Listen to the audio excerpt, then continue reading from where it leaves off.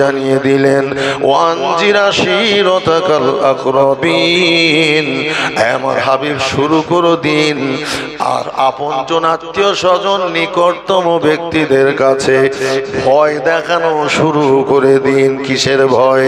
মরার ভয়, মরণের আযাবের ভয়, কবরের আযাবের ভয়, জাহান্নামের আযাবের ভয় দেখানো শুরু করে দিন। ওদের কাছে আপনি আমার পরিচয়টা শুনিয়ে দিন, আমি যে জগৎপতি রব্বুল আলামিন, আমি আল্লাহ পাক, আমার কথাটা ওদের কাছে প্রচার শুরু করে দিন। আমার নবী, দয়ার নবী সাফা পাহাড়ের কিছুটা উপরে উঠে সাবধান সাবধান বলে আওয়াজ দিয়েছিলেন। মক্কার মানুষগুলো ওই আওয়াজ শুনে দৌড়ে ছুটে ছুটে তারা ব্যবসা বাণিজ্য কাজ কারবার ফেলে রেখে ওই সাফা পাহাড়ের পাদদেশে অর্থাৎ নিচের দিকে এসে দাঁড়িয়ে গেল। এর ভিতর থেকে আবু লাহাব মুখ খুলে বলেছিল, এ বেটা মোস্তফা, কোন উদ্দেশ্যে সাবধান বাণী প্রচার করা হলো? কোন বিপদের সংকেত কি, মুসিবতের কোন সংকেত আছে নাকি? আমার নবী, দয়ার নবী বলেছিলেন, আচ্ছা আমি যদি আপনাদেরকে বলি পাহাড়ের অপর পাশে মক্কার দুশমনেরা এসেছে, আপনাদের উপরে অতর্কিতে হামলাবাজি করে মেরে ধরে কেড়ে ঘুরে নিয়ে যায়, এটা কি আপনারা বিশ্বাস করবেন, মানবেন? সকলে একযোগে বলেছিল, এ বাবা মোহাম্মদ মুস্তাফা, আপনি বললে আমরা মেনে নেব, কেননা ইতিপূর্বে আপনার ওই পাক জবান থেকে, পবিত্র মুখ থেকে কোনোদিনের জন্য ফাহিশা কথা, বাজে কথা আপনি বলেননি। যখন যেটাই বলেছেন তাতে আমরা চরম উপকৃত হয়েছি। এই পিছন থেকে একটু আওয়াজ তুলে বলো না সবাই, নারায়ে তাকবীর। আমি খুব চেঁচাবো না, চেঁচাতে পারবো না, গলা বসা অবস্থা বুঝতে পারতেছেন, কিন্তু কথাগুলি যেটা বলতেছি নবীর শানেই বলতেছি। আর নবী প্রেমিক আপনারা হৃদয় ভরে মনোযোগ সহকারে কথাগুলো শুনুন। সর্বপ্রথম ভাইজান আমার, বাবাজিরা, তারা যখন বলল, এ মুহাম্মদ, আপনার কথা আমরা বিশ্বাস করব, কেননা আপনি বিশ্বস্ত একজন ব্যক্তি, এমন বিশ্বস্ত পৃথিবীতে দ্বিতীয় খুঁজে পাওয়া যাবে না। একটু জোরে বলেন সুবহানাল্লাহ। আপনারা আমাকে মানেন? না মানি। আচ্ছা আমার পরিচয়টা আপনারা জানেন? হাসতে হাসতে তারা উত্তর দিল, বাবা মোহাম্মদ কি কথা বললে, আপনার পরিচয় কে না জানে? গোটা মক্কার মানুষ কেন, গোটা আরবের মানুষ তারা আপনাকে চেনে জানে। আপনি হলেন মোহাম্মদ ইবনে আব্দুল্লাহ ইবনে আব্দুল মুত্তালিব ইবনে আব্দে হাশেম ইবনে আব্দে মানাব। আপনি হলেন আব্দুল্লাহর কলিজার টুকরো, আমিনার নয়নের তারা, আব্দুল মুত্তালিবের পৌত্র। এই পরিচয় গোটা জগতের মানুষ পরিচিত। আমার নবী, দয়ার নবী বলেছিলেন, এ মক্কার মানুষেরা, আমার একটা গোপন পরিচয় আছে, এটা কি আপনারা শুনবেন? সকলে বলল, হ্যাঁ আপনি বলুন আপনার গোপন পরিচয়। ওই সময় আমার নবী বলেছিলেন, আপনারা আমাকে মুহাম্মদ ইবনে আব্দুল্লাহ ইবনে আব্দুল মুত্তালিব নামে পরিচিত, আর আমার গোপন পরিচয় হলো আমি হলাম মুহাম্মাদুর রাসূলুল্লাহ। অর্থাৎ আমি যেমন আব্দুল্লাহর বেটা মুহাম্মদ, আমি তেমন আল্লাহর রাসূল মুহাম্মদ। জোরে বলেন সুবহানাল্লাহ। ওই সময় আবু লাহাব বলেছিল, এ মুহাম্মদ, আল্লাহকে নবী বলেছিলেন আল্লাহু আহাদ, আল্লাহু আহাদ, আল্লাহুস সামাদ। আমার আল্লাহ হলেন লা শরীকা লাহ, এক আল্লাহ, তিনি কারো মুখাপেক্ষী নন। ওরা বলে তোমার আল্লাহর বিবি বাচ্চা। আমার নবী বলে লাম ইয়ালিদ, তিনি কারো সন্তান নন। ওলাম ইউলাদ, তার কোনো সন্তান নাই। ভাইরা বাবাজিরা, আবু লাহাব বলেছিল, বেটা মুহাম্মদ, তাহলে তোমার এই এই বাপ দাদার খোদাগুলোর অবস্থা কি? আমার নবী দ্ব্যর্থহীন ভাষায় বলে দিয়েছিলেন, মিথ্যা মিথ্যা মিথ্যা, তোমাদের বানানো খোদা, ওই খোদা কোনো অস্তিত্ব নাই। ওই সময় আবু লাহাব বলে, তাব্বাত ইয়াদা লাকা ইয়া মুহাম্মদ, এ মুহাম্মদ তোর হাতটা ধ্বংস হয়ে যাক। এমন সময় আমার আল্লাহ পাক রব্বুল আলামিন আয়াতে কারিমা নাযিল করে দিলেন, সূরা লাহাব, সূরাতুল লাহাব, তাব্বাত ইয়াদা আবি লাহাব ওয়া তাব। এ আবু লাহাব, আমার হাবিবের হাত ধ্বংস হবে কেন? তোর দুটো হাতই ধ্বংস হয়ে যাক। মা আগনা আনহু মালুহু মা কাসাব, এবং সেই সঙ্গে তোর মাল দৌলত সম্পদ সব ধ্বংস হয়ে যাক। সায়াসুলা নাহারন জাত লাহাব, ওরে আবু লাহাব তুই আগুনের বাসিন্দা হয়ে যা। ওমরাতুহু, তোর বিবিও আগুনের বাসিন্দা হয়ে যা। অ্যাকশন আল্লাহ শুরু করে দিলেন। এতরে ক্ষিপ্ত হয়ে আবু লাহাব কি করলো? পায়ের নিচে পাথর ছিল, নুড়ি নুড়ি পাথর, একখানা পাথর নিয়ে দম করে আমার নবীর উপরে দাম করে মেরে দিল। আমার নবী প্রচন্ড ভাবে মানসিক আঘাতে জর্জরিত হয়ে গেলেন। এই অত্যাচার শুরু করেছিল সর্বপ্রথমে আবু লাহাব। ভাইরা, আমি লম্বা করব না, সংক্ষেপে বলি, অত্যাচারের নমুনা আর একটা শুনিয়ে দিই। আবু লাহাব বাড়ি চলে গেল, দুই ছেলেকে ডাকলো, একজনের নাম উতবা, অন্যজনের নাম উতাইবা। দুই ছেলেকে ডেকে বলে, এ উতবা উতাইবা, তোর শ্বশুর মুহাম্মদ নতুন একটা ধর্মের আমদানি করেছে। তোর শ্বশুর মুহাম্মদ আমাদের ধর্মের 12 বাজিয়ে দিয়েছে। অতএব তোর শ্বশুর মুহাম্মাদের কন্যাদেরকে নিয়ে তোরা আমার ভিটে বাস করতে পারবি না।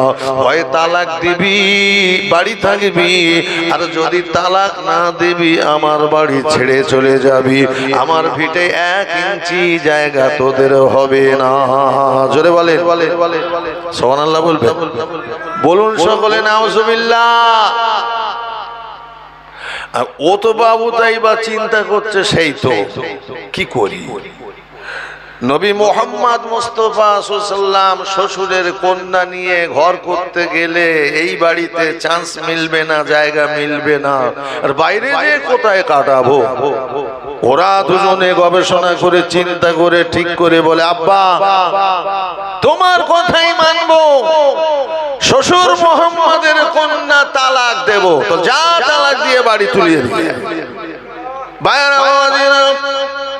আমার নবী মুস্তাফা সাল্লাল্লাহু আলাইহি ওয়াসাল্লাম আম্মা জান খাদিজাতুল কুবরা রাদিয়াল্লাহু আনহার বাড়িতে। এখন ওই সময়ে উতবা যে ঘরের সামনে দাঁড়িয়ে বলে, হে মুহাম্মদ শ্বশুর আব্বা, হে শ্বশুর আব্বা মুহাম্মদ, আর পারবো না আপনার কন্যাকে নিয়ে সংসার করতে। বিশাল একটা চাপের মধ্যে পড়ে গিয়েছি, তাই আপনার মেয়েকে তালাক দিয়ে আপনার ঘরে তুলে দিয়ে গেলাম। আর কোনো কথা না বলে বাড়ি চলে গেল।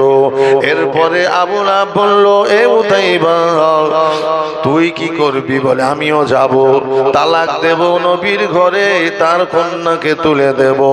তুই তুলে দিবি আর একটা কিছু করবি। বলে, কি?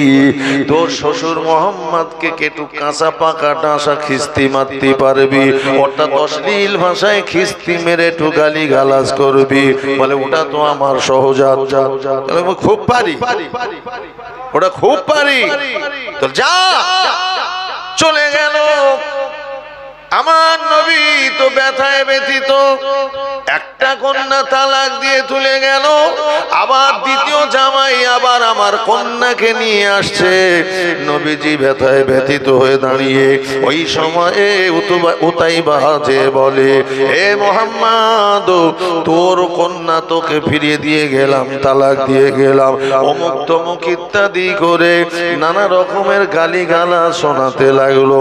ভাইজানেরা, আমার নবী দয়ার নবী শুনেছেন, দয়ার নবী কিন্তু এত রেগে গেলেন, খেপে গেলেন। সঙ্গে সঙ্গে আমার নবী রাগান্বিত অবস্থায় বললেন, ও রব্বুল আলামিন আল্লাহ পাক, তোমার কুত্তাদের ভিতর থেকে একটা কুত্তা এই আবু লাহাবের পুত্র উতাইবার বিরুদ্ধে লেলিয়ে দাও। আল্লাহ, তোমার কুত্তাদের ভিতর থেকে একটা কুত্তা উতাইবার বিরুদ্ধে লেলিয়ে দাও। আমার কন্যাকে ছেড়ে দিল, তালাক দিল, সেই সঙ্গে আমাকে বিশ্রী ভাষায় গালিগালাজ করলো। আল্লাহ, আমি সইতে পারলাম না, একটা কুত্তা তুমি লাগিয়ে দাও। আবু লাহাবের পুত্র শুনতে শুনতে বাড়ি চলে গেল। ও পিতা আবু লাহাব বলছে, উতাইবা, তোকে যেভাবে বলে দিয়েছিলাম একটু অশ্লীল ভাষায় গালিগালাজ করতে করেছিলি? জি আব্বা, আমি খুব গাল দিয়েছি, অশ্লীল ভাষায় খিস্তি মেরে গাল দিয়েছি। এই তো শ্বশুর মোহাম্মদ নিজে কানে শুনেছে, বলে একেবারে সামনাসামনি সব শুনেছে। তা শুনে কিছু বলেছে নাকি? রেগে টেগে গেছে? কিছু বলেছে? উতাইবা বলে, আব্বা হ্যাঁ বলেছে। কি বলেছে? বলে, আল্লাহ তোমার কুত্তাদের ভিতর থেকে একটা লেলিয়ে দাও, এই কথা বলেছে।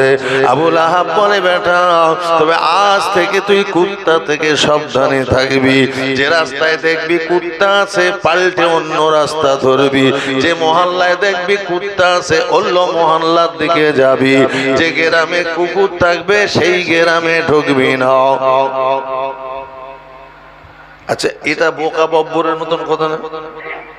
কুত্তা কোন জায়গায়, যেখানে যে দেশে থাকে, যে গ্রামে থাকে, যে মহল্লায় থাকে, যে বাজারে থাকে, তো ও কোন রাস্তা দিয়ে যাবে? কুকুর ছাড়া রাস্তা পাবে? একটু জোরে বলেন। এই শুনতে ভালো লাগছে না বলে? তাহলে একটু আওয়াজ দেন। আর কুত্তা যদি পাড়ায় থাকে, দক্ষিণ পাড়ায় কুকুর আছে, উত্তর পাড়ায় আছে না নাই? আর উত্তর পাড়ার কুত্তা যদি দক্ষিণ পাড়ায় যায়, সে যত বড়ই ডন হোক না কেন, এই দক্ষিণ পাড়ার কুকুরের ডনগিরির জ্বালায় ন্যাস গুটিয়ে ন্যাস নিচের দিকে দিয়ে ওপারে দৌড়ে পাড়ায় খেখা করে ঘেউ ঘেউ করে, আয় আয় আয়, তুই আমার এরিয়ায় আয়। ডনগিরি কারে বলে আমি দেখিয়ে ছাড়বো। এটা করে না? করে জোরে বলেন, করে না? তা আবু লাহাব বলছে, তুই কুত্তা দেখবি তো ছুটে পালাবি। কতদিন পালাবে? কয়েক মাস কেটে গেল। আবু লাহাব চিন্তায় পড়ে গেল। কেন? সেই ওদের জীবিকা হচ্ছে 6 মাস 9 মাস 3 মাস 5 মাস দেশ বিদেশ ঘুরে ঘুরে ব্যবসা করে ঘরে ফেরে, আবার 200 মাস খায়, বুঝলেন না? এইভাবে কাটায়, দিন চলে যায়। ওদিকে সেই বুঝলেন না, খাদ্য ভান্ডার কমতে কমতে এমন জায়গায় এবারে আর ব্যবসায় না গেলে নয়। তাই ছেলেকে ডেকে বলছে, এই উতাইবা, তোরে নিয়ে আমি বড় ফাঁপড়ে, বড় চিন্তায় পড়ে গেলাম। কেন আব্বা? বল, ওই যে তোর শ্বশুর মোহাম্মদ তোর বিরুদ্ধে বদদুয়া করে দিয়েছে, কুত্তা তোকে একদিন ছিঁড়বে, একদিন তোকে মানে শেষ করে দেবে, তোরে খাবে, একটা কুত্তায় তোরে খাবে। বুঝছো? তুমি গাল দিতে বলেছিলে, আমি গাল দিয়েছি, এখন এতে আমার কত? তোমার চিন্তা কেন? বল, চিন্তা এই জন্য, আমাদের তো অমুক তারিখে ব্যবসায় বেরোতে হবে। এখন না তোকে নিয়ে যেতে পারছি, নাও রেখে যেতে পারছি। যদি তোকে রেখে যাই তাহলে চিন্তায় আমার মনটা কুড়ে কুড়ে খাবে, কখন যে তোর কুকুরে কামড়াবে, কুকুরে তোরে ছিঁড়বে, এই একটা চিন্তা, ভয়। আবার যদি তোকে সঙ্গে নিয়ে যাই তাহলে আমার অনেকটা খরচা বেড়ে যাবে বিদেশে। কি করি? না, তোকে রেখে গেলে হবে না, তোকে নিয়ে যেতে হবে। তো ব্যাগ ব্যাগেজ রেডি কর। ও তো ব্যাগ ব্যাগেজ রেডি করলো, বিদেশে যাবে, ভ্রমণ করবে, কত কি দেখবে, আনন্দ মানে উপচে পড়তেছে। গেল ভাইরা বাবাজিরা শোনেন, এরা যখন যেখানে রাত হয় খোঁটা মেরে উটগুলো বেঁধে দেয়, শেয়ার করে একটা একটা চুলো বানিয়ে 4-5 জন 6 জন করে রান্না বান্না করে। এমন এতগুলো চুলো ঘুরে তারা বলেন না রান্না বান্না করছিল এক জায়গায়, হঠাৎ করে একজন ঘোড় সওয়ার এসে বলে, কারা তোমরা এখানে রাত কাটানোর জন্য এখানে তোমরা ঘাঁটি গাড়লে আর রান্না বান্নার তোড়জোড় শুরু করলে? তোমরা জানো না নিকটে একটা জঙ্গল আছে, বন আছে, ওই বনে হায়ান জন্তুদের বসবাস আছে, বাঘ আছে, সিংহ আছে, ভল্লুক আছে, ইত্যাদি সমস্ত হিংস্র প্রাণীর বসবাস আছে। ওরা যদি দল করে এমন করে তোমাদের উপরে যদি হামলাবাজি করে, জীবন নিয়ে কেউ ফিরে যেতে পারবে না। যদি তোমরা বাঁচতে চাও 1 মঞ্জিল দূরে চলে যাও, অন্যথায় আর 1 মঞ্জিল নয় পিছনের দিকে চলে যাও। এই জায়গাটা তোমাদের জানের নিরাপত্তার গ্যারান্টি নাই। ওরা কিন্তু খামির তৈরি করতেছে, রুটি বানাবে, আর কেউ কেউ মানে সব কোটা বাসা করতেছে, সালুন করবে।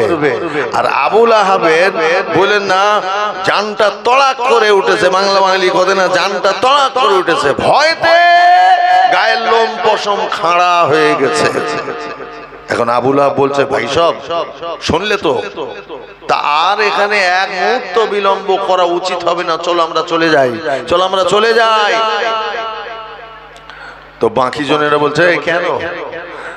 ক্ষুধার জ্বালায় পেট চচ্চর মরমর শুরু হয়েছে, খামির হয়ে গেছে, এবার রুটি বেলা হবে, একটু হালুয়া টালুয়া ইত্যাদি সবজি মবজি করা হবে, খাওয়া দাওয়া হবে। তোমার এত তাড়া কিসের? বলে তাড়া ওই যে জঙ্গল আছে শুনলে না, হঠাৎ করে যদি সিংহর দল আসে, বাঘের দল আসে, সামলাবে কি করে, বাঁচবে কি করে? এরা বলতে, শোন, বাঘ আসুক আর সিংহ আসুক, ঠ্যাং ধরবো, ঘুরপাক মারবো, 1 আষাঢ়ে নাড়ি ভুঁড়ি বার করে শেষ করে দেব। ভাই কথাটা বললো আপনাদের কেমন মনে হলো? পারবে না? পারবে? একটু জোরে বলেন, পারবে?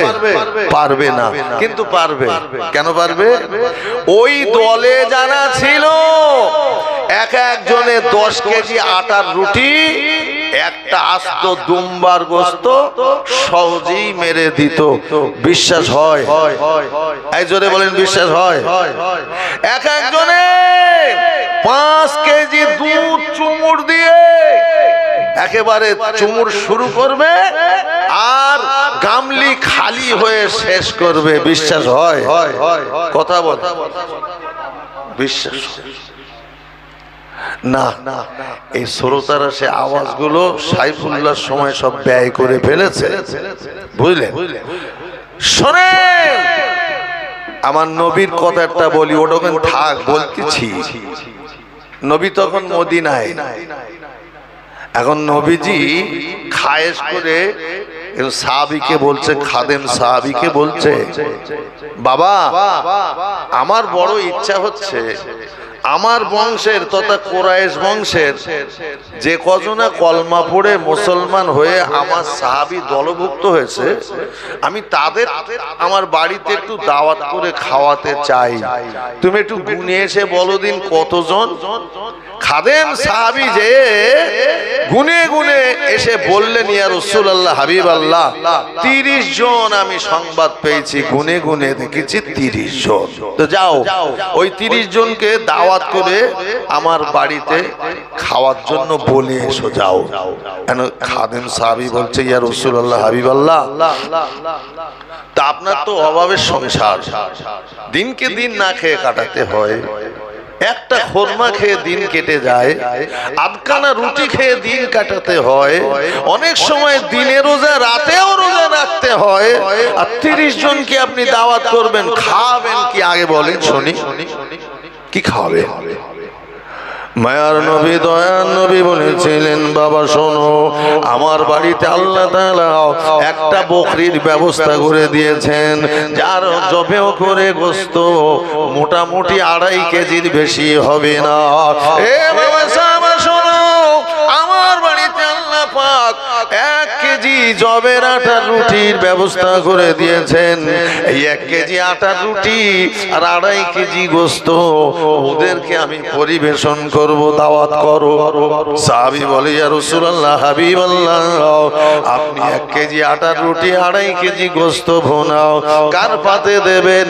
ওই 30 জনের মধ্যে 10 জনকে আমি খেতে দেখেছি, আমি জানি ওই 10 জন কিন্তু 10 কেজি আটার রুটি একটা আস্ত দুম্বার গোস্ত খেয়ে ফেলে, 5 কেজি দুধ চুমুর দিয়ে মেরে শেষ করে দেয়। আর 1 কেজি আটার রুটি আর 2.5 কেজি গোস্তের ভুনা কার পাতে দেওয়া হবে? ইয়া রাসূলুল্লাহ, হাবিবাল্লাহ, তারা এসে গেলে আর আপনি তো আমাকে পরিবেশন করার দায়িত্ব দেবেন। আমি এটাই চিন্তায় পড়ে গিয়েছি। নবী আমার বলেছিলেন, বাবা তোমারও চিন্তা করা লাগবে না, চিন্তা হলো আমার বাড়িওয়ালা আমি রাসূলুল্লাহ দাওয়াত করতে বলেছি, তোমার চিন্তা কিসের চিন্তা? আমার যাও দাওয়াত করো। দাওয়াত করে এলো আর নবীর সাহাবীরা, বংশের মানুষ, আপনজন, আত্মীয় স্বজন, রক্তের সম্পর্ক 30 জন খুব আনন্দে উদ্দীলিত হয়ে খুশিতে বাগে বাগ হয়ে আমার নবীর বাড়িতে বৈঠকখানায় এসে বসে গেলেন। তাও হাতা গুটিয়ে, 2 হাত গুটিয়ে হাত ধুয়ে বসে গিয়েছেন খাবে বলে। 30 জনে খায় বলে বসে। তুমি খাতালে বসেছো, আমার বলতে দেবে না? একটু ওয়াজ করতে দেবে না? তো প্রত্যেক বছরে আমার এরকম করে বললেন না, হ্যাঁ, তাই এরা বলবে ও হুজুর কিছু পারে না, হুজুর কিছু জানে না, বুঝলেন না? এরকম তো এইরকম হবে তো নাকি? আর এই যে এখানে তুলতেছে এরা সব বাইরে ছাড়বে, তারাই বা কি ভাববে আর বলবে ও হুজুর কিছু জানে না বলতে। বাইরে বাবাজিরা সঙ্গে বলি, শোনেন, এবারে আমার নবী, দয়ার নবী খাদেমকে বললেন, বাবা 1 সের আটার রুটি গামলিতে চাদর দিয়ে ঢাকাও আর 2.5 কেজি গোস্ত ভুনা করা হান্ডিতে সরা দিয়ে ঢাকাও।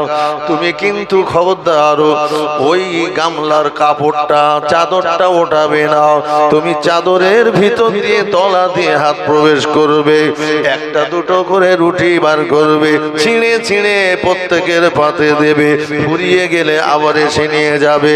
আর হান্ডির ঢাকনি খালি না করে এমনি করে কিছুটা ফাঁকা করে চামচে দিয়ে, ডাব্বু দিয়ে গোস্ত তুলবে, 1-2 পিস করে আর একটু করে শুরুয়া দিতে দিতে যাবে।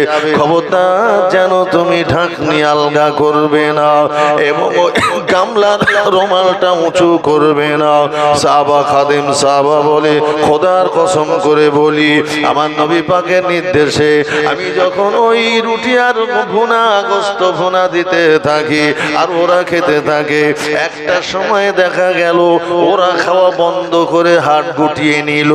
আমি বললাম আদ দেব, পারবো না, আওয়াজ হলো, 1 টুকরো আর গলার ওপাশে যাবে না। আমার নবী পাকের বাড়িতে এত আসুদা করে খেয়েছি, জীবনে এমন তৃপ্ত খানা খাওয়া হয়নি। খাদেম সাহাবা বলে, ওই সময় আমি গামলা থেকে রুমালটা উঁচু করে দেখলাম, কেননা এই 30 জনের ভিতরে 10 জনা এক জনে 10 কেজি আটার রুটি খায়, একটা আস্তা দুম্বার গোস্ত খায়, আর 2.5 কেজি গোস্ত এরা বলে আর পারবো না, খেয়ে সন্তুষ্ট। 1 কেজি আটার রুটি কতটা যে আছে বাকি এবারে আমি চোখে দেখি বলে রুমালটা উঁচু করে দেখে ওই সাহাবা রিওয়ায়াত করেছেন, খোদার কসম করে বলি 1 কেজি আটার রুটি বড় জোর পাতলা মাতলা করলে 20টা হতে পারে। আমি দেখলাম গামলার কানায় কানায় রুটিতে ভরা। আমি আরে হান্ডির ঢাকনিটা উঁচু করে দেখলাম, আমি লক্ষ্য করে অবাক হয়ে গেলাম, আমার চোখটা দাঁড়িয়ে গেল। 2.5 কেজি কেন, ওই হান্ডির কানায় কানায় সরু আর গোস্তয়ে ভরা। আমি এটা বললাম এই জন্য যে 10 কেজি আটার রুটি খেতে পারে। তো ওই যে বললো বাঘের ঠ্যাং ধরে আষাঢ় মেরে নাড়ি বের করে দেবো, শেষ করে দেবো, আসুক না বাঘ আসুক না সিংহ, তো আবু লাহাব বলছে, ভাই আমি বড় চিন্তায় পড়ে গেছি। কি চিন্তা তোমার? বলে, শোনো, আব্দুল্লাহর বেটা নবী মোহাম্মদ মুস্তাফা আমার পুত্র উতাইবার বিরুদ্ধে বদদুয়া করে দিয়েছে। বলে, আবু লাহাব সে তো কুত্তার কথা বলেছে, আর কুত্তা তো থাকে, কুকুর থাকে তো দেশে, পাড়ায় থাকে, অনেকের বাড়িতে পোষা থাকে, তা এই মরু ময়দানে ফাঁকা জায়গায় আর কুত্তা কোথায়? আমরা তো একটাও দেখিনি আসার সময়। আবু লাহাব বলে, ভাইরা শোনো, ওই কুত্তাটা দেশি কুত্তা না হয়ে ওটা যদি জঙ্গলি কুত্তা হয়, ওই জায়গায় আমার ভয়। জঙ্গলের কুত্তার ভয়? ঠিক আছে ভাই আবু লাহাব, এই রাতের বেলায় আর যাওয়া কোথায়? না না, এই জায়গা ছেড়ে যাব না, রান্না বান্না হবে, খাই খাওয়া হবে। তোমার ভয়ে ঘোষানোর জন্য আমাদের সমস্ত মালগুলো গাদা তৈরি করা হবে, মালের গাদায় তোমার পুত্র উতাইবা খেয়ে দে আরামের সঙ্গে ঘুমাবে, আর আমরা মালের গাদা চতুর্পাশে পাহারাদারি করব, যাতে তোমার ভয়টা ঘুচে যায়। এখন তুমি বলো, তোমার ভয় কে ঘুচে গেল?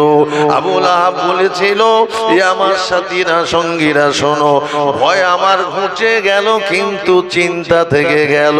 ও যে নবী মোহাম্মদ মুস্তাফার কথা কশিন কালেও মিস হবে না, যা বলে তাই ফলে, যাবে ফলে। জোরে বলে, এটা জানে কিন্তু নবী বলে মানেনি। বুঝলেন কি হলো তারপরে? শুনবেন আপনারা নাকি বলবো? আবু লাহাবের পুত্র উতাইবা তো শুনে নিশ্চিন্তায় জন্মের খাওয়া খেয়েছে গলা পর্যন্ত। আর ওর বাপ বলছে, কচি তুই মালের লাটে উঠে শুয়ে পড় যা। ও তো হাসা পাসা করে মালের লাটে গিয়ে উঠে শুয়ে পড়েছে, চার হাত পা চার দিকে দিয়ে সাই সাই করে নাক ডাকিয়ে ঘুমাচ্ছে। এরা মালের গাদার চতুর্দিকে দাঁড়িয়ে মানে অপেক্ষায় আছে। আর বলা বলি বলে, এই আনচান পেলি বলবি কোন দিক থেকে আসছে, আনচান পেলি বলবি, একসঙ্গে ঝাঁপিয়ে পড়বো। বললেন কিন্তু আসে না। রাত বাড়তে বাড়তে অনেক পেরিয়ে গেছে। এরা বলতেছে, ওই লোকটা যে এসে বলল জঙ্গল, জন্তু জানোয়ারের বসবাস, খামাখা আমাদেরকে ভয় দেখানোর জন্য এমন করলো নাকি? হ্যাঁ, বুঝলেন? এরকম করে তো না করে অনেক সময়। আমার জীবনের একটা ঘটনা বলি শোনেন। তখন আমরা সব 5-6 বছর, 7 বছর, 8 বছর একটা বয়স।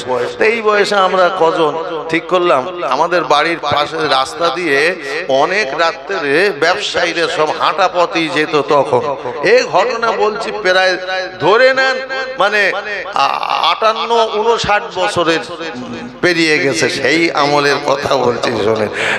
আমরা কি করেছি জানেন?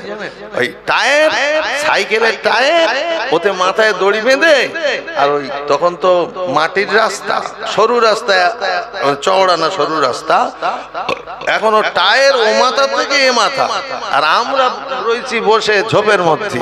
আর যখন হারকেল জানিয়ে আসছে, আমরা আস্তে আস্তে করে ওই টায়ারের দড়ি ধরে টানতেছি, আর ও তো হ্যাঁকা ব্যাঁকা করে আসতেছে। আর সে লাভ করে বাপরে সাপ বললেন, হারকেল মারকেল ব্যাগ ব্যাগ ফেলে রেখে ছুটতেছে আর কি। পাড়ার লোক এক জায়গায় হয়ে গেছে। আমরা নদীর ধারে, খালের ধারে যেয়ে বললেন না আত্মগোপন করেছি, লুকিয়ে আছি, ভয় দেখানো এরকম একটা হয়। তো বলছে, এই ও আমাদের এমন ভয় দেখিয়ে গেল নাকি? যদি জঙ্গল থাকবে, বন থাকবে, তাহলে তো জঙ্গলের জানোয়ারের হাঁক ডাক তো পাওয়া যাবে। বাঘ যদি গর্জায় মাইল কি মাইল দূরে রাতের বেলায় শোনা যায়। সিংহ যদি হুঙ্কার দেয় মাইল কি মাইল রাতের বেলায় মানুষের কানে পৌঁছায়। আরে বাঘ কেন, সিংহ কেন, একটা শেয়াল তো হুক্কা হুয়া পর্যন্ত করলো না, এ নিশ্চয়ই ভয় দেখিয়ে গেছে। শুয়ে পড়।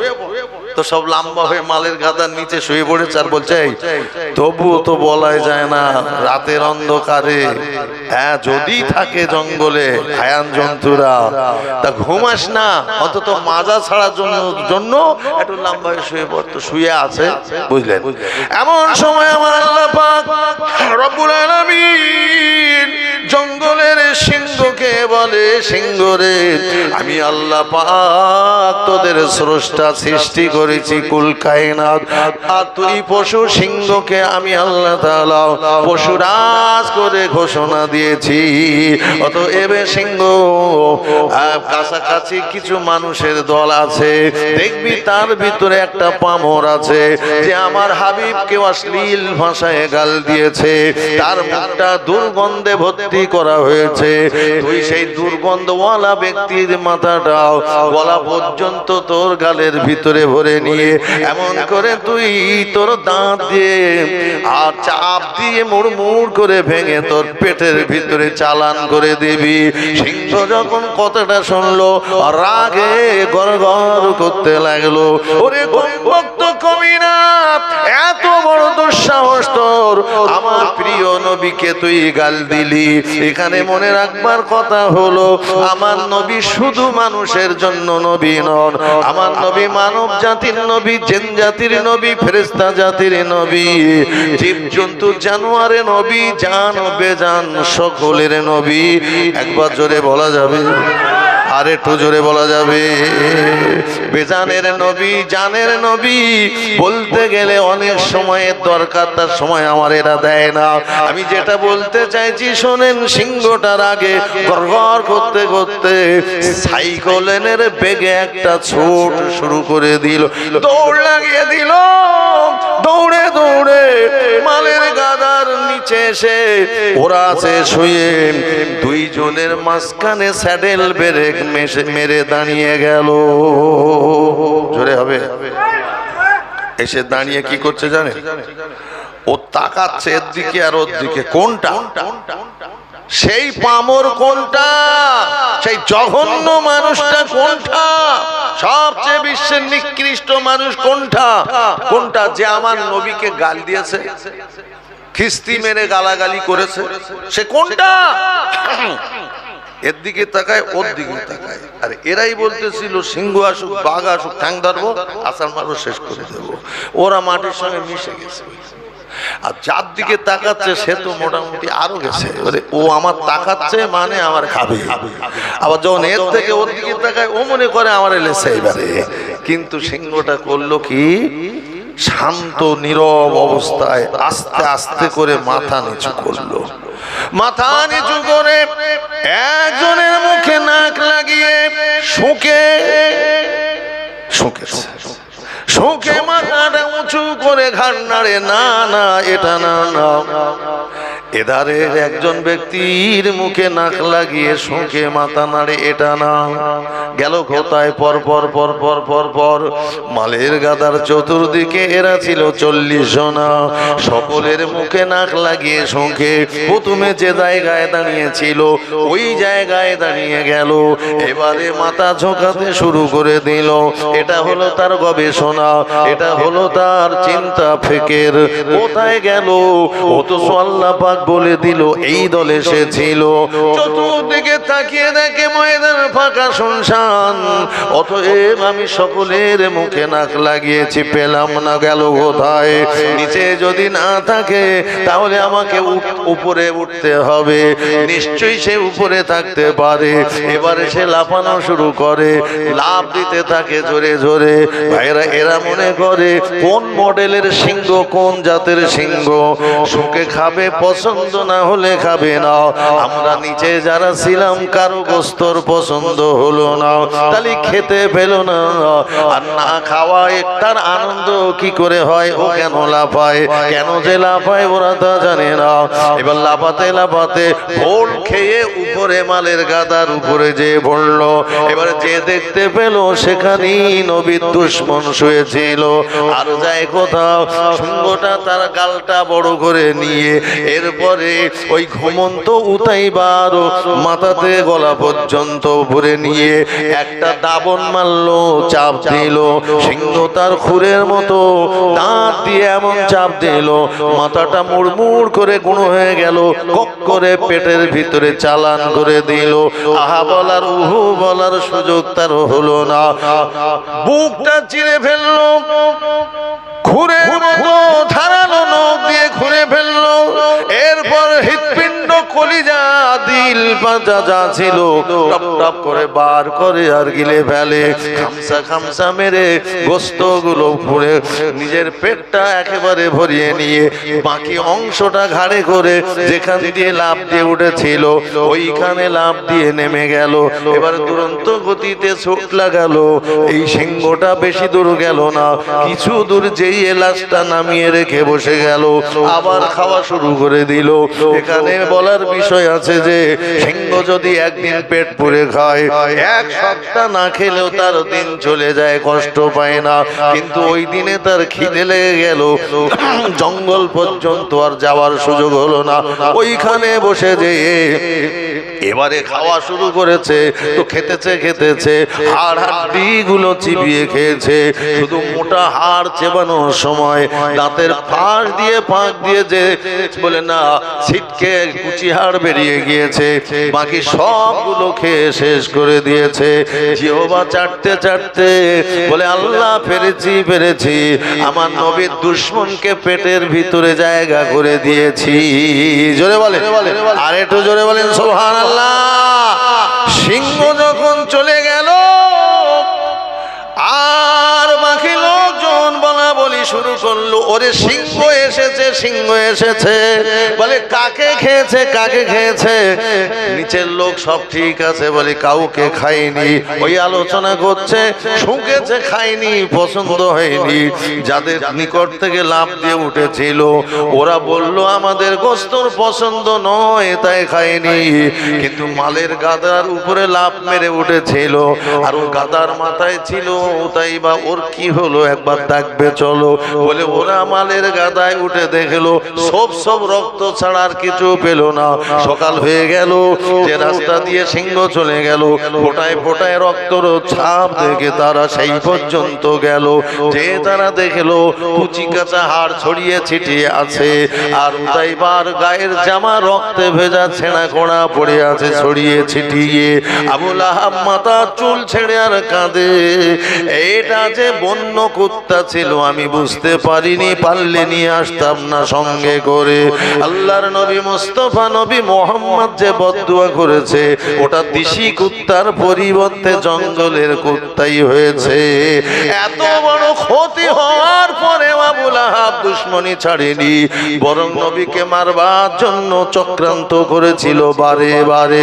ভাইজানেরা হিজরতের কালে আপনারা শুনেছিলেন, আরে জিবরাইল আলাইহিস সালাম এসে বলেছিলেন ইয়া রাসূলুল্লাহ হাবিবাল্লাহ উপায় নাই। এর আগে উপায় ছিল না। আপনারা শুনতেছিলেন আম্মা জান হযরতে আবু তালেব আপন চাচা মারা গেছে আর খাদিজাতুল কুবরা রাদিয়াল্লাহু আনহা তিনিও ইন্তেকাল করেছেন। এই দুজন ছিল সাদার মতো সাহায্যকারী সহযোগী। এই দুজনা দুনিয়া থেকে বিদায় হওয়ায় আবু লাহাবদের বলেন না জায়গাটা বড় হয়ে যায়। এরপরে নবীজিকে অত্যাচার বেশি মাত্রায় শুরু করে দেয়। ভাইরা বাবাজিরা, আমার নবী মুস্তাফা সাল্লাল্লাহু আলাইহি সাল্লামকে এক সেকেন্ড বা এক মিনিট স্বস্তির নিঃশ্বাস ফেলতে দেয়নি। দুটো কথা বলবো কি, শুধু বলতেছে হুজুর করতেছে আর কি। যাই হোক, আমি আর বলবো না।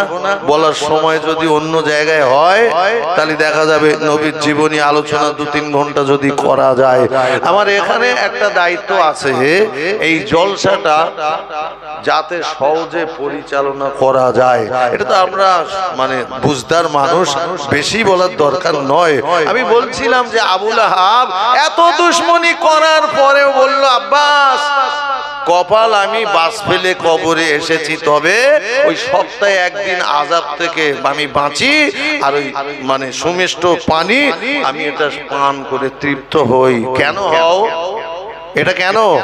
আবু লাহাব বলেছিল ভাই আব্বাস মুস্তাফা জন্ম নিলে আমার বাদী সুয়াইবিয়া সংবাদ দিলে আমি শাহাদাত আঙ্গুলি দিয়ে তাকে চির আজাদির ঘোষণা দিয়েছিলাম বলে আল্লাহ তাআলা ওই নবীর খাতিরে আমাকে এই আঙ্গুলের মাথায় পানির ব্যবস্থা করে নবীর খাতিরে। আর সপ্তাহে একদিন সোমবারের দিন আযাব থেকে আমাকে বাঁচিয়ে দেয়। তো বেঈমান বিশ্ব বেঈমান এতটুকু করায় সে কিছু পায়। আমরা মুসলমানেরা ইমানদারেরা যদি নবীর মহব্বত ভালোবাসায় কিছু করি তাহলে কত অঢেল অঢেল পাবো তার হিসাব দেওয়া যায় না। প্রতি বছরে কেউ দেয় 10 কেজি গোস্ত, 20 কেজি গোস্ত, 50 কেজি গোস্ত, কেউ 1 বস্তা 2 বস্তা করে চাল দেয়, 1 বস্তা 2 বস্তা করে আলু দেয়, কেউ 2000 5000 10000 করে টাকা দেয়, কেউ 500 টাকা দেয়, কেউ 200 100 করে টাকা দেয়। সকলে মিলে 30 বছরের অধিক ধরে বছরে একবার করে এই নবী দিবসটা আনন্দ খুশির সঙ্গে উদযাপিত হয়। মনে রাখবার বিষয় আল্লাহ তাআলা তাদের কি তো বরকত করবেন, বরকতে ভরে দেবেন।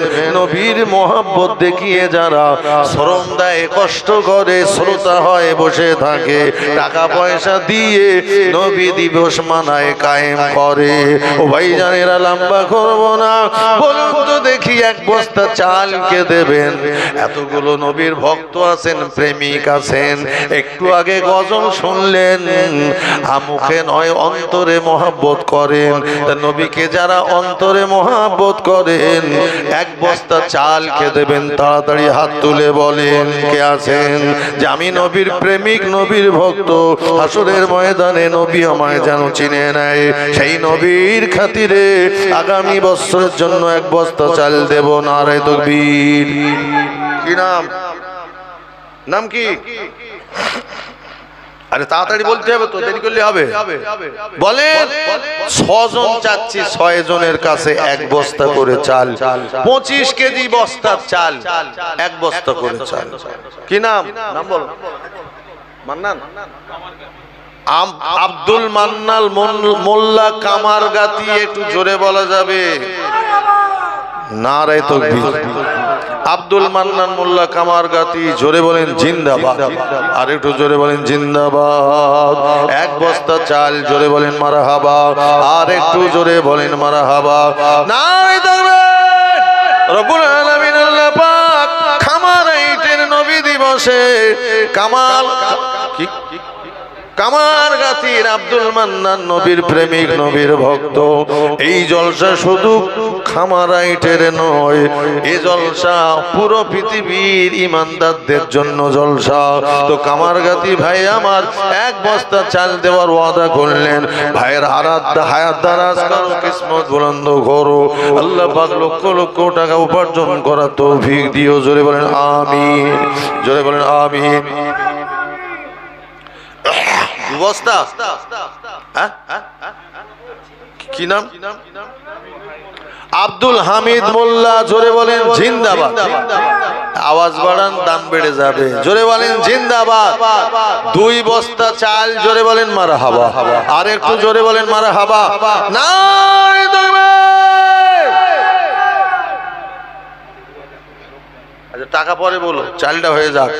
আব্দুল হামিদ মোল্লা ও রব্বুল আলামিন মায়ের নামে আর আব্বার নামে 1 বস্তা করে 2 বস্তা চাল বললেন।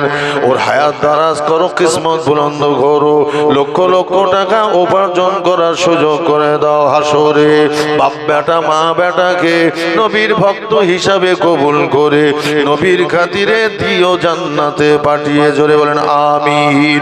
আর একটু জোরে বলেন আমিন। নারে তাকবীর। জোরে বলেন না নারে তাকবীর। তাহলে হলো ক বস্তা? 3 বস্তা হলো। বাকি 3 জন কোথায় আছেন? কে আছেন? হাত তোলেন। 1 বস্তা করে চাল দেবেন। অবস্থা যাদের ভালো, অর্থবিত্ত পেয়েছেন, নবীর খাতিরে পেয়েছেন, যা পেয়েছেন নবীর জন্য, আর যা পাবেন নবীর জন্য, সেই নবীর জন্য 1 বস্তা চাল দেবেন। আল্লাহ তাআলা এই ভালোবাসাটা কবুল করে নেবে। নিলে তোমার কপাল খুলে যাবে, পাবে তুমি দুনিয়াতে, পাবে তুমি মরণ মরণের সময়ে পাবে তুমি কবরে যেয়ে, পাবে তুমি হাসরে যেয়ে। নবীর খাতিরে আল্লাহ তাআলা আপনাকে মাফ করে দয়ার জান্নাতের ভিতরে পাঠিয়ে দেবেন। একটা বস্তা চালকে দেবেন, তাড়াতাড়ি করে বলেন, হাতটা তুলে বলেন, নামটা লিখিয়ে দেবেন। আর কে দেবেন? এক বস্তা চাল। কে আছে? এই বললেন অন্তরে মহব্বত। বলেন কে আছেন? এক বস্তা চাল নিজের নামে দিলেও, বিবির নামে দিলেও, মায়ের নামে দিলেও, বাপের নামে দিলেও, যার নামে আপনি দেবেন আপনিও তার হিস্সা পাবেন, আর যার নামে দেবেন সে তো পাবেনই। নবীর খাতিরে, নবীর মহব্বতে আল্লাহ তাআলা মাফ করে দিয়ে তার দয়ার জান্নাতের বাসিন্দা বানিয়ে দেবে। জোরে বলেন আমিন, নারে তাকবীর। বলেন এক বস্তা চাল জানে হবে না, দিলে সইবে না। একটা বস্তা চাল 25 কেজি চাল দেওয়া যাবে না। এতগুলো নবীর প্রেমিক স্বজনের কাছে চেয়েছি।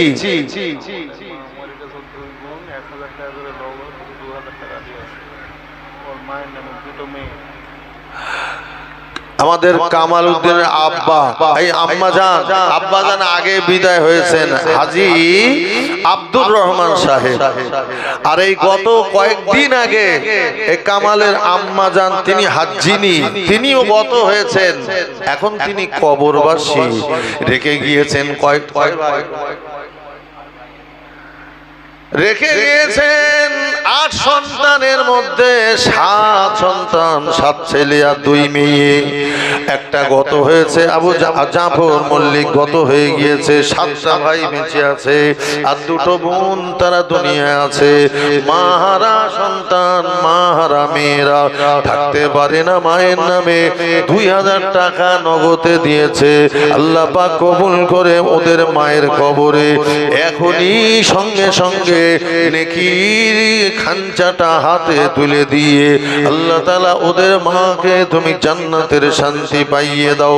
বলুন সকলে আমিন, নারে তাকবীর। আরো জোরে নারে তাকবীর। বলেন 3 বস্তা চাল হয়েছে তো আর কেউ নাই? দিতে পারবে না? হাতটা তোলেন, বলেন।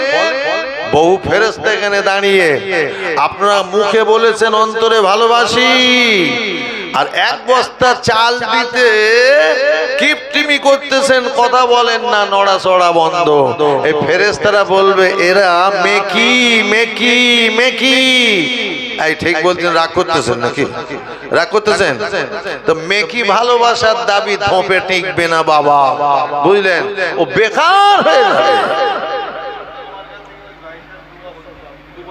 দেখেছেন কামারবাতি ভাই আব্দুল মান্নান সাহেব, জোরে সোরে বলেন জিন্দাবাদ, একটু জোরে বলেন জিন্দাবাদ।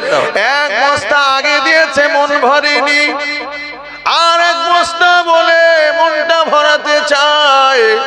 2 বস্তা চাল দেওয়ার ওয়াদা করে, প্রতিশ্রুতি দেয়। আল্লাহ পাক বুকের অবস্থা তুমি জানো, মনের খবর তুমি জানো।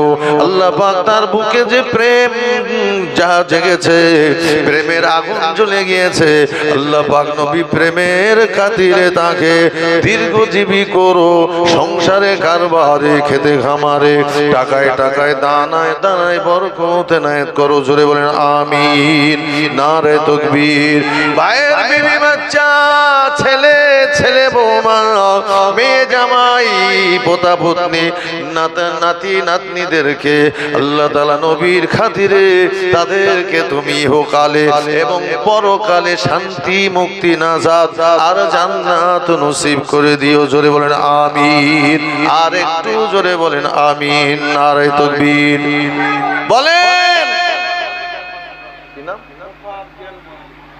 তালি 4 বস্তা হয়েছে। আর একজন মোফাজ্জেল মল্লিক, জোরে বলেন জিন্দাবাদ। মোফাজ্জেল মল্লিক বলেন জিন্দাবাদ। এক বস্তা চাল, জোরে বলেন মারহাবা। আর একটু জোরে বলেন মারহাবা। রব্বুল আলামিন আল্লাহ পাক তোমার হাবিব দিনের জন্য মার খেয়েছেন, কষ্ট পেয়েছেন, রক্ত ঝরিয়েছেন।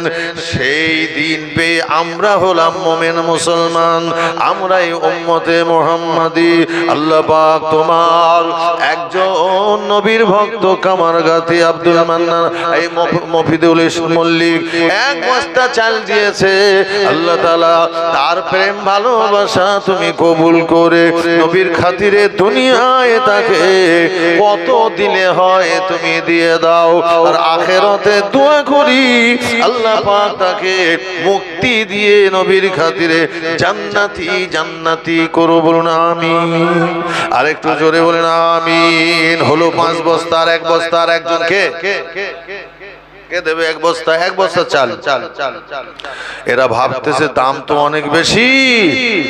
কি নাম? আনসার মোল্লা, জোরে বলেন জিন্দাবাদ। আনসার মোল্লা বলেন জিন্দাবাদ। 1 বস্তা চাল, জোরে বলেন মারহাবা। আর একটু জোরে বলেন মারহাবা। নারে তাকবীর। আল্লাহ পাক আনসার মল্লিককে কবুল করো, তোমার হাবিবের প্রেমিক হিসাবে কবুল করো। আল্লাহ তাআলা যা দিলে ভালো হয় নবীর খাতিরে তাই তুমি দিও, পরকালে জান্নাত জান্নাতি করে দিও, জোরে বলেন আমিন। নারে তাকবীর। তাহলে 6 বস্তা চাল হয়ে গেল। চালের দাম বেশি ছিল, এই আপনারা চিন্তায় পড়ে গিয়েছিলেন। এবারে 1 বস্তা করে আলু বলেন, 5 বস্তা আলু লাগবে।